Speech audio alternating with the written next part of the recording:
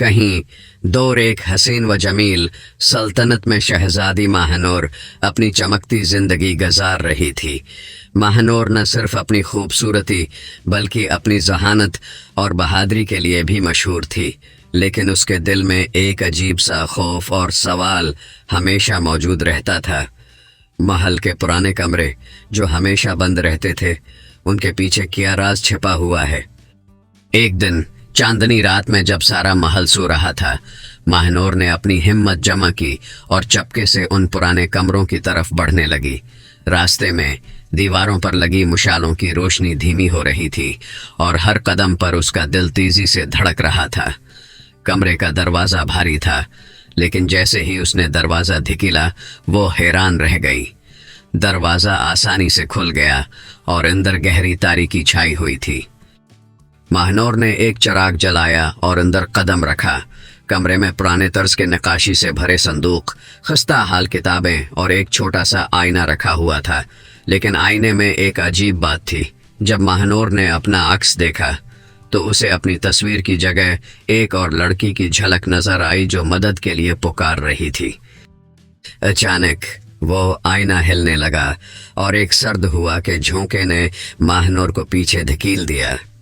आईने से एक प्रासरार आवाज आई, महानूर, तुम ही वो हो जो इस महल के राज को खोल सकती हो, लेकिन खबरदार, हर कदम पर खतरा तुम्हारा मुंतजर है। महानूर के दिमाग में सवालात की गूंज बढ़ने लगी। क्या ये कोई जादू है? ये लड़की कौन है और क्या वो उस राज को हल कर पाएगी? महानूर का दिल खौफ और तजस्सुस से भर गया था। आईने की प्रासरार आवाज अब भी उसके कानों में गूंज रही थी। उसने अपने आप को संभाला और फैसला किया कि वो ये राज जरूर खोलेगी, चाहे कुछ भी हो। अगली रात जादुई किताब और आईने का राज।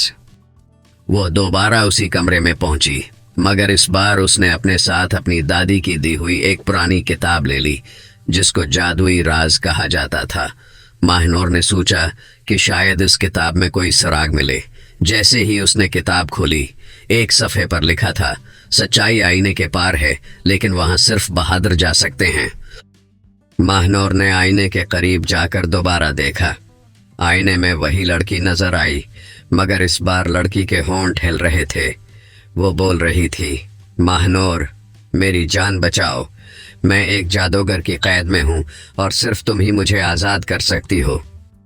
महानूर ने हिम्मत करके आईने को छुआ और अचानक एक रोशनी के झमाके के साथ वो किसी और दुनिया में पहुंच गई।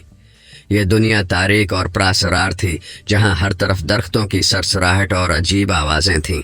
वहां एक कदीम किला खड़ा था, जिसके ऊपर एक स्याह बादल मंडला रहा था। महानूर किले की तरफ बढ़ी।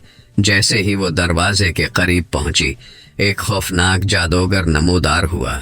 उसने कहा, क्या तुम सोचती हो कि तुम मुझे हरा सकती हो? ये लड़की हमेशा मेरी कैद में रहेगी।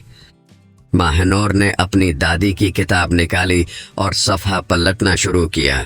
एक सफ़े पर एक जादुई मंत्र लिखा था। महानूर ने हिम्मत के साथ मंत्र पढ़ना शुरू किया। जादूगर चीखने लगा और अचानक एक जोरदार धमाका हुआ। जादूगर गायब हो गया और किले के दरवाजे खुल गए। किले के अंदर वो लड़की एक पंजरे में कैद थी।